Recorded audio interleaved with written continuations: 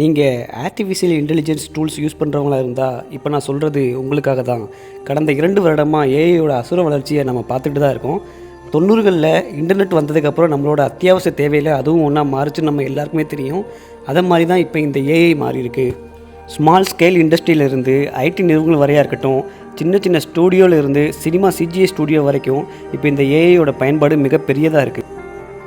ஒரு school teacher இன்றைக்கி ஸ்டூடெண்ட்ஸ்க்கு எந்த மாதிரி பாடம் எடுக்கிறது, பாடம் எடுத்ததும் எந்த மாதிரி கேள்விகளை அவங்கள்ட்ட கேட்கலாம்னு ப்ரிப்பேர் பண்ணுறதா இருக்கட்டும், டீச்சர் கேட்ட கேள்விக்கு என்ன ஆன்சர், அதை எந்த மாதிரி எழுதணும்னு ஸ்டூடெண்ட்ஸ் ப்ரிப்பேர் பண்ணுறதா இருக்கட்டும், இரண்டுக்குமே இந்த ஏஐ தான் பயன்படுது. இப்படி போனால் எதிர்காலத்தின் நிலை என்ன? ஏஐ பற்றி கூகுள் சிஇஓ சுந்தர் பிச்சை என்ன சொல்கிறாருன்னா, ஏஐ யூஸ் பண்ணுங்கள், பயன்பெறுங்க, ஆனால் கண்மூடித்தனமாக ஏஐ சொல்கிறத கேட்காதீங்க.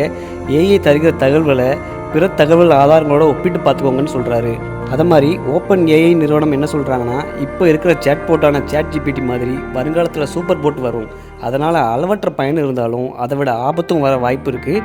சைபர் செக்யூரிட்டி மாதிரி ஏஐ பயன்பாட்டுக்கும் ஒரு பாதுகாப்பு கண்டிப்பாக கொண்டு வரணும்னு சொல்கிறாங்க.